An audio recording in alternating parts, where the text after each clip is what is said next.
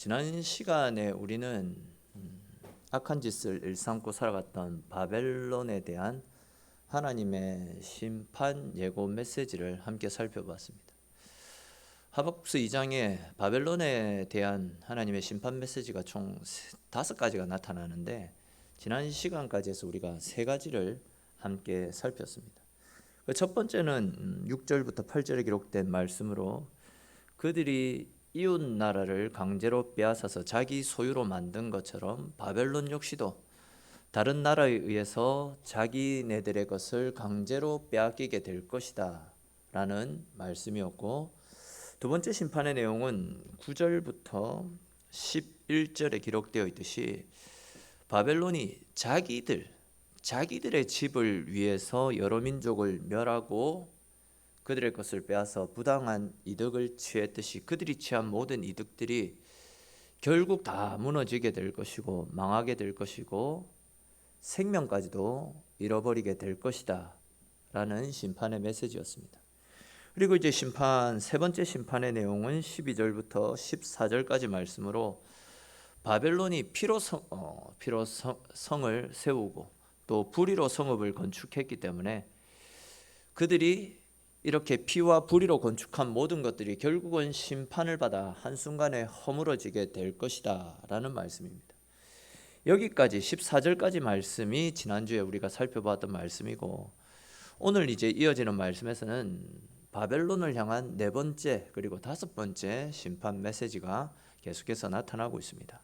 그 내용을 좀 자세히 살펴볼 건데, 우리 오늘 보면 15절부터 17절까지 말씀 좀 길지만 다시 한번 같이 한 목소리로 읽어보도록 하겠습니다. 이웃에게 술을 마시게 하되 자기의 분노를 더하여 그에게 취하게 하고 그 하체를 드러내려 하는 자에게 화 있을진저 내게 영광이 아니요 수치가 가득한즉 너도 마시고 너의 할례 받지 아니한 것을 드러내라. 여호와의 오른손의 잔이 내게로 돌아올 것이라. 더러운 욕이 내 영광을 가리리라. 이는 내가 레바논에 강포를 행한 것과 짐승을 죽인 것 곧 사람의 피를 흘리며 땅과 성읍과 그 안의 모든 주민에게 강포를 행한 것이 내게로 돌아오리라. 아멘. 금방 우리가 읽은 이 말씀은 바벨론이 받게 될 4번째 심판 메시지로서 그 내용을 간략하게 설명하면, 그들이 다른 사람을 술 취하게 만들고 또 무자비하게 잔인하게 폭력을 휘둘렀기 때문에 그들 역시도 다른 사람들로부터 수치와 능욕을 당하고 무자비한 폭행을 당해서 엄청난 고통 가운데 빠지게 될 것이다 라는 말씀입니다. 이와 관련된 내용을 좀 자세히 살펴보면, 먼저 말씀해 보시면 그들이 다른 이들을 강제로 술 취하게 했고 또 강제로 하체를 드러내었다라는 말씀이 나타납니다. 이런 일들을 행할 때 그들은 그것이 자기들의 힘이고 자기들의 자랑, 자기들의 영광이라고 생각했습니다. 즉 모든 나라들이 우리의 힘 앞에 굴복할 수밖에 없다. 우리는 모든 나라들이 굴복하는 힘 있는 나라, 힘 있는 백성들이다. 굉장히 자부심을 느끼고 있었다라는 겁니다. 악한 짓을 자랑거리로 삼았다라는 거죠. 또 17절에 보시면 강포를 행하고 짐승을 죽이고 사람의 피를 흘리는 등 온갖 포악한 짓을 저질렀다, 이렇게도 말씀하고 있습니다. 바벨론은 자기들보다도 힘이 약한 나라에 대해서 파괴와 탈취, 압제와 폭력을 일삼았을 뿐만이 아니라 그 주변 이웃 나라에 대해서 방탕과 타락을 부추기는 만행을 서슴지 않고 저질렀습니다. 의도적으로 다른 나라들이 방탕한 삶, 타락한 삶, 부도덕한 삶을 살도록 옆에서 부추겼다라는 그런 이야기입니다. 그들은 자기들이 행했던 모든 일들이 자기들이 힘이 있기 때문에 당연히 누릴 수 있는 특권이다, 이것이 우리의 영광이다 라고 생각했습니다. 근데 이제 오늘 말씀을 잘 보시면 그들이 그렇게 누리고 자랑스러워했던 모든 것들, 그들의 영광스러웠던 일들보다도 더 많은 수치와 더 많은 부끄러움들이 그들에게 돌아가게 될 것이다 라고 하나님 말씀하고 있습니다. 제가 조금 전에 바벨론이 다른 나라 사람들을 방탕과 타락 그리고 음란을 부추기는 만행을 저질렀다라고 말씀을 드렸잖아요. 당시에 이제 정복자들은, 바벨론 같은 정복자들은 자기들이 정복한 나라의 지식인들과 또 힘이 있는 장수들에게는 나라를 되찾아야 되겠다라는 의욕을 품지 못하도록 항상 술에 취하게 만들고 술에 쩔어 살도록 만들어드렸습니다. 그래서 이제 술에 취해서 살면, 표현이 그렇지만 알코올 중독이 되어서 거기에 빠져 살면 나라의 독립, 자주국방 이런 것은 꿈도 꾸지 못하지 않습니까? 항상 술에 취해 있고 항상 여색을 밝히고 항상 마음이 딴 데 가 있기 때문에, 술에 가 있기 때문에 국방, 자주국방, 독립 이런 거는 생각도 못하는 겁니다. 거기에 대해서 이제 여인들 중에서도 의식이 있고 지혜가 있는 사람들은 잡아다가 옷을 벗기고 하체를 드러내고 강제로 겁탈을 함으로써 너희는 나라의 독립을 위해서 아무것도 하지 말고 그냥 평생 조용한 곳에 숨어 들어가서 능력과 수치 가운데 너희들의 아픔을 위로하면서 생활을 해라. 그런 식으로 여인들을 강제로 겁탈했었더랬습니다. 바벨론은 이런 식으로 다른 나라 사람들의 자주 독립의지를 다 꺾어버리고 말 그대로 방탕과 허무한 인생을 살아가도록, 타락한 삶을 살도록 굉장히 비열하고 잔인한 방법으로 다른 나라들을 짓눌렀던 것이죠. 근데 이제 그런 그들을 향해서 하나님이 하시는 말씀은 너희는 너희가 행했던 것보다도 더 잔인하고 더 수치스럽고 더 부끄러운 꼴을 당하게 될 것이다 라고 바벨론을 향한 굉장히 무서운 심판을 말씀하고 있습니다. 16절을 보시면 너도 마시고 라는 말씀처럼 그들 역시도 평생 아무 생각 없이 술에 쩔어가지고 아무런 소망도 없이 절망적인 삶을 살게 될 것이다 라고 말씀하고 있습니다. 또 보시면 할례받지 아니한 것을 드러낼 것이다 라고도 말씀하고 있습니다. 여기에서 말씀하고 있는 할례받지 아니한 것은 남성들의 성기를 가리키는데, 이 말씀은 이제 바벨론 사람들이 훗날 페르시아의 포로가 되어서 백주대낮에 벌거벗겨진 채로 성기를 다 드러낸 채 포승줄로 묶여 여기저기로 끌려다니는 수치스러운 일을 경험하게 될 것이다 라고 말씀하는 거죠. 너희들은 여인들을 불러서 은밀하게 수치스러운 일을 당하게 했지만 너희들은 백주대낮에 모든 사람들이 다 보는 곳에서 너희들의 부끄러운 하체를 드러내고 온갖 수치와 능력을 당하게 된다. 너희는 과거에 그것을 영광이고 자랑스럽게 여겼는데 너희가 영광스럽게 생각하고 자랑스럽게 여겼던 그 모든 것들보다도 더 큰 수치와 더 큰 부끄러움을 당하게 될 것이다 라고 오늘 말씀을 통해서 바벨론에 대한 하나님의 심판을 들려주시고 있는 거죠. 또 16절 마지막 부분에도 보시면 여호와의 오른손의 잔이 내게로 돌아올 것이다 라는 말씀이 나타납니다. 이 말씀이 또 무슨 말씀이냐면, 옛날 이제 바벨론 왕은 다른 피지배국 나라의 왕들을 모아놓고 그들 중에 한 명에게 임의로 술잔을 내밉니다. 그리고 이제 그 술잔을 받아드는 사람에게 이제 너희 나라가 우리의 침공을 받아서 멸망하게 될 거다. 즉 이제 너희가 우리의 희생양이 될 것이다 라는 그런 의미로 아무 왕에게나 술잔을 내밀었다라고 합니다. 그렇게 이제 바벨론 왕으로부터 술잔을 받아든 왕은 어떻게 되겠습니까? 이제 나라가 망하게 되니까 얼마나 조마조마하고 백성들 본 낯이 없겠습니까? 얼마나 수치스러운 밤들을 보내게 되겠습니까? 근데 이제 말씀해 보시면 하나님은 하나님의 오른손의 잔이 바벨론에게 돌아가게 될 것이다 라고 말씀합니다. 무슨 이야기입니까? 너희가 다른 나라를 공포에 빠뜨리고 위협했던 것처럼 이제 하나님께서 너희에게 멸망의 잔을 건네실 것이다 라는 겁니다. 이제 너희가 하나님으로 말미암아 심판을 받게 될 것이다 라고 말씀하시는 거죠. 근데 이제 중요한 것은 그들이 그렇게 되는 이유가 그들이 다른 나라를 괴롭히면서 그것을 그들의 영광과 기쁨으로 누렸기 때문에, 자기들의 자랑거리로 그 일을 삼았기 때문에 그들이 생각했던 모든 영광, 모든 기쁨들이 이제는 자기들이 누렸던 것보다도 훨씬 더 큰 고통과 수치로 자기들에게 돌아오게 된다라는 말씀입니다. 우리는 이 말씀을 통해서 노블리스 오블리주에 관한 생각들을 한번 해볼 필요가 있지 않겠나 생각해 봅니다. 즉 힘 있는 사람들이 가져야 되는 의무와 책임에 대해서 한번 생각해 볼 필요가 있겠다 싶습니다. 사람들이 이제 가지고 있는 착각 중에 하나가 뭐냐면 힘과 권세, 능력, 이런 것들은 자기가 잘나서 자기의 노력으로 이루어진 것이다 라고 생각합니다. 그러나 이것은 분명히 착각입니다.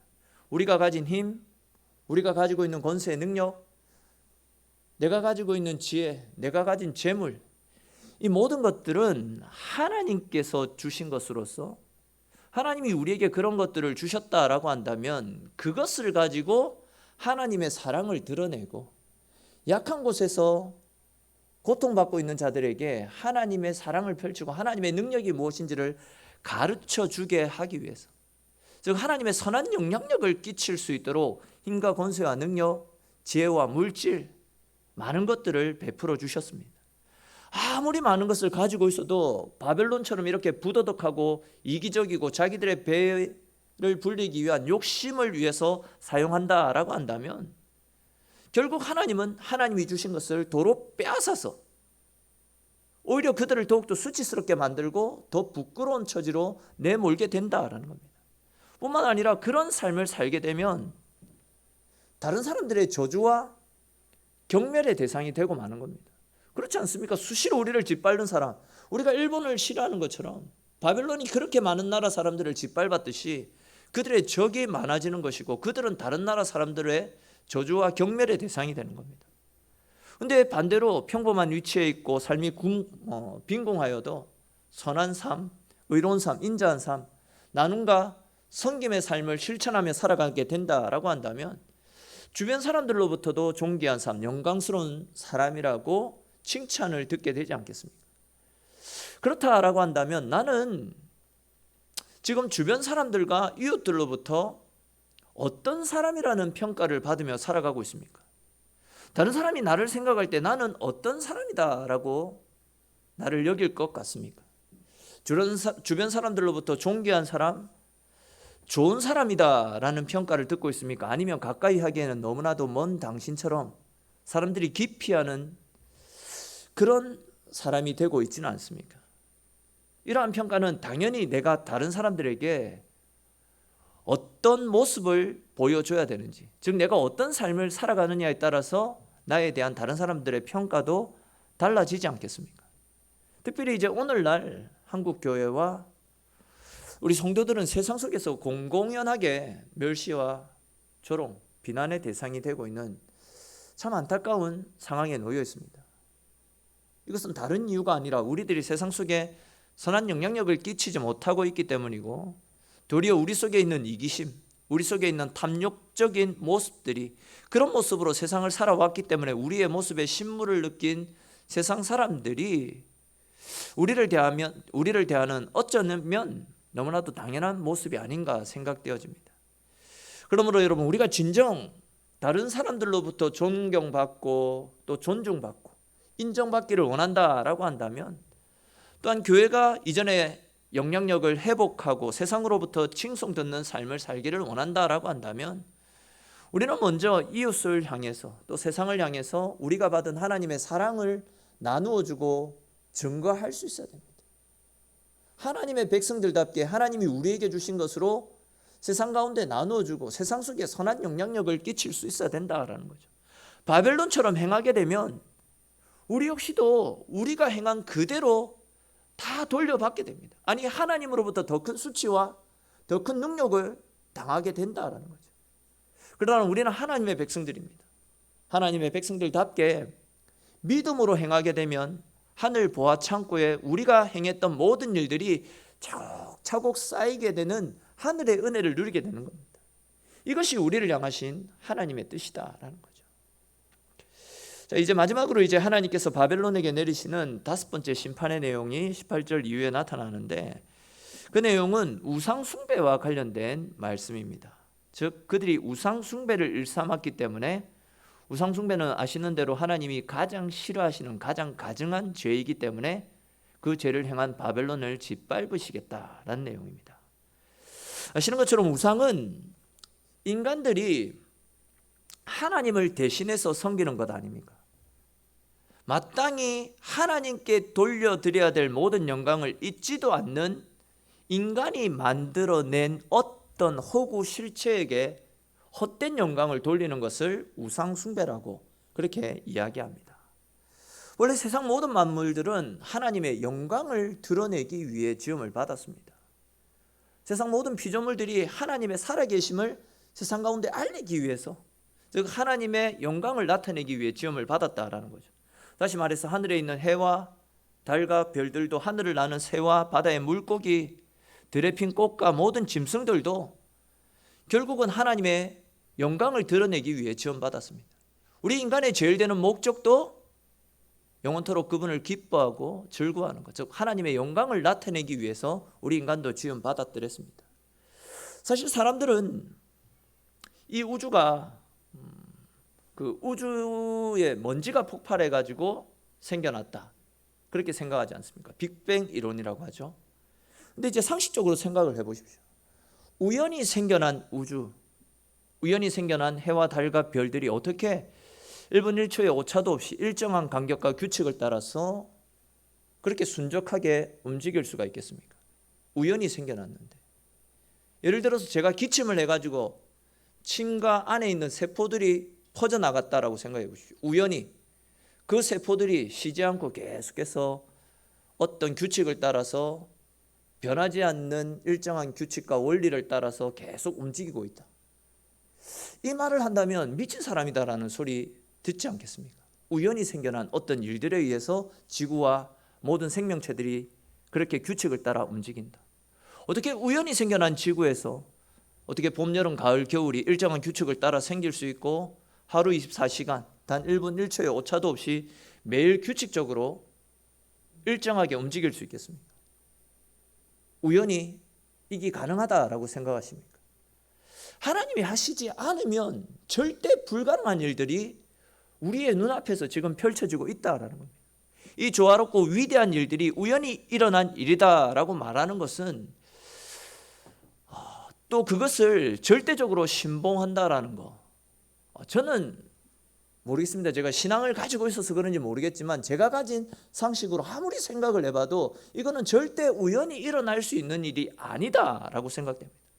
아무튼 하나님은 해와 달과 별들, 지구상에 우주상에 존재하는 모든 만물들이 이렇게 일정한 규칙과 조화 속에서 아무런 오차도 없이 움직이고 있는 이 엄청난 일들을 통해서 당신의 살아계심을 우리 가운데 보여주셨고, 또한 지금도 쉬지 않고 우주 만물을 움직이시고 쉬지 않고 우리의 구원을 위해서 일해주고 계십니다. 그리고 이런 이치를 깨달아 알고 우리로 하나님께 영광을 돌리게 하셨다라는 거죠.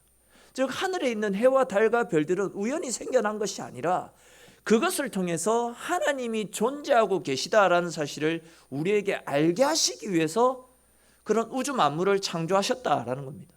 근데 이제 우리 인간들은 하나님께 영광을 돌리기는커녕 하나님의 존재하심을 알리기 위해서 창조하신 그 피조물들, 하나님이 만드신 그 피조물들을 신으로 착각해서 그들에게 영광을 돌리고 있으니까 하나님 입장에서 얼마나 기가 차겠습니까?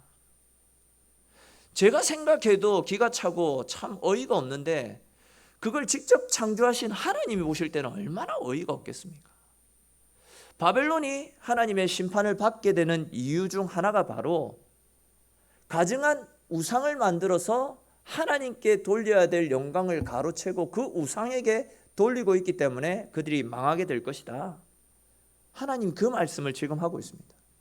그런데 이제 이 우상 숭배의 문제는 비단 바벨론만의 문제가 아니지 않습니까? 우상 숭배는 동서고금을 막론하고 사람들 사이에서 자행되어지고 있는 아주 심각한 범죄 행위다라고 할 수 있습니다.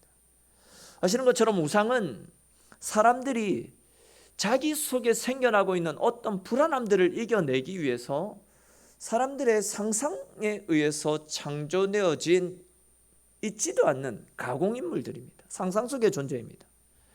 그런 상상 속의 존재를 만들어서 그들에게 절을 하고 복을 비는 것 그 자체가 어리석고 미련한 짓이다라는 거죠. 예를 들어서 세상 사람들은요, 우리가 다스리고 정복해야 될 동물들을 신처럼 떠받들어 섬기고 있지 않습니까? 인도에서는 소가 가장 높은 신이고, 태국에서는 코끼리를, 미얀마에서는 또 원숭이를 신으로 만들어서 전 국민이 섬기고 있습니다. 또 옛날 우리 어른들은 하나님께서 만들어 놓으신 해와 달과 별들, 이런 것들을 경배의 대상으로 삼았습니다. 물 한 그릇 떠놓고 촛불 켜고 달님, 햇님에게 소원을 빌었더랬습니다. 또 나무와 바위에도 절을 해서 신처럼 떠받들었습니다. 있지도 않는 바다의 신을 만들어서 바다의 신 용왕을 섬겼더랬습니다. 또 사람의 형상을 만들어서 절하고 섬기는 경우도 있습니다. 그 대표적인 예가 불교라고 말씀드릴 수 있겠죠. 하나님 보시기에는 이 모든 것들이 어리석고 미련한 짓이다라는 겁니다. 하나님께서 우리에게 다스리라 라고 하신 하나님이 만드신 피조물에게 우리가 절을 하고 있으니까 얼마나 답답하시겠습니까? 이 모든 것이 우리의 영안을 가리어서 하나님과의 관계를 가로막으려고 하는 사탄의 술수에 수많은 사람들이 농락당하고 넘어갔기 때문에 일어나고 있는 안타까운 현상이라 할 수 있습니다. 여러분 잘 아시겠지만 세상에 존재하는 모든 우상들은요, 사람들이 만들어낸 존재이기 때문에 생명도 없습니다. 기도의 응답은커녕 기도를 듣지조차 못해서 사람들을 축복조차 할 수 없는 존재들입니다. 그럼에도 불구하고 사람들은 자기네들이 만들어낸 우상들에게 절하고, 자기네들이 만들어낸, 자기가 창조주인데도 자기가 만든 그 피조물들에게 복을 빌면서 그 우상을 통해서 자기 내면의 부족함들을 해결하려고 하니까 얼마나 안타깝겠습니까? 그러나 여러분, 우상을 통해서는 결코 우리 내면 속에 있는 공허함들을, 우리의 삶의 문제들을 해결할 수 없습니다. 우리들의 내면의 욕구를 잠재우고 진정한 우리의 삶의 문제를 해결할 수 있는 방법은 오직 한 가지밖에 없습니다. 그것은 우리를 지으시고 우리의 모든 필요를 아시고 그 모든 것들을 채우시며 참된 만족을 가져다 줄 수 있는 유일한 분이신 하나님을 믿고 섬기는 방법, 그 방법밖에 없습니다. 하나님만이 우리의 삶의 유일한 해결자이시고 우리의 삶의 참된 안식자이십니다. 그러므로 여러분, 진정한 만족, 진정한 평안, 진정한 기쁨을 누리며 참 은혜 가운데 살기를 원한다라고 한다면 세상 만물을 창조하시고 모든 것 위에 뛰어나신 만왕의 왕이신 하나님을 섬기며 그분을 나의 아버지로 모시고 그분과 함께하는 삶을 살아가시기를 바랍니다. 하나님은 당신을 경외하는 자의 소원을 만족해 하셔서 우리의 마음의 심령과 또 우리 마음의 평안들을 다 아시고 우리의 삶 가운데 한량없는 은혜와 복을 더하여 주시겠다라고 분명히 약속하셨습니다. 저와 여러분들 모두가 날마다 세상 다른 그 어떤 것들에게 눈 돌리지 마시고 언제나 우리의 모든 것 되어주시는 하나님께 참된 소망을 두고 하나님 바라보는 삶을 살아가심을 통해서 언제나 하나님으로 말미암는 진정한 은혜 속에 가는 복된 인생 될 수 있기를 주님의 이름으로 축원합니다. 이제 마지막으로 20절만 간단히 살펴보고 말씀을 맺겠습니다. 20절 말씀 우리 같이 한번 읽어볼까요? 같이 읽겠습니다. 오직 여호와는 그 성전에 계시니 온 땅은 그 앞에서 잠잠할지니라 하시니라. 아멘. 여기 나타나는 오직이라는 단어를 히브리어 원어로 보면 그러나라는 뜻을 가진 단어가 사용되었습니다. 그러니까 오직보다는 그러나로 해석하는 것이 더 정확한 해석입니다. 이 말은 앞에서 우리가 쭉 살펴봤던 18절과 19절 말씀과 연결해서 생각해야지 보다 좀 정확한 의미를 파악할 수 있는데요. 다시 말해서 이 말씀은 하나님께서는 사람들에게 아무런 영향력도 끼치지 못하는 거짓 우상들과 달리 지금도 살아계시고 하늘 성전에서 우주 만물을 통치하고 다스리시는 만왕의 왕이시다라는 사실을 가르쳐주는 말씀입니다.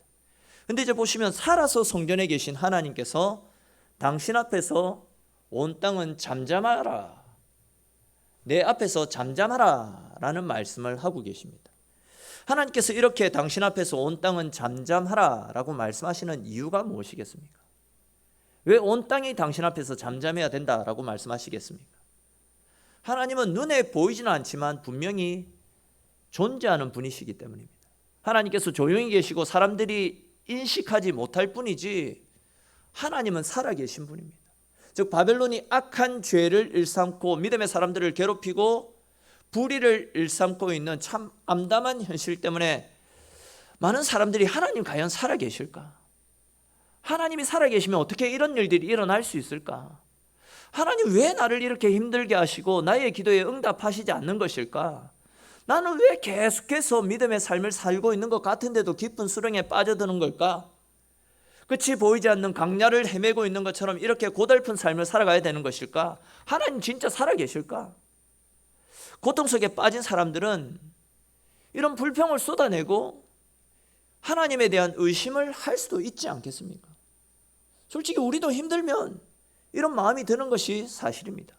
근데 지금 하나님께서는 그런 생각을 하는 우리를 향해서 특별히 그런 의심을 품고 하나님 앞에 기도하였던 하박국을 향해서 잠잠하라 라고 말씀하고 있습니다. 성전에 계신 하나님께서 우리의 상황을 다 지켜보시고 우리가 부르짖는 모든 기도에 다 응답할 것이니까 너희는 가만히 하나님께서 우리를 통해서 어떤 일들을 이루어 가실지 믿음으로 그 일들을 지켜보아라 라는 그런 측면에서 주시는 말씀입니다. 실제로 하나님께서 절대적이었고 영원할 것 같았던 이 바벨론을 하박국서 2장에 예언하셨던 말씀 그대로 철저하게 그들을 심판하시고 그들을 응징하시지 않았습니까?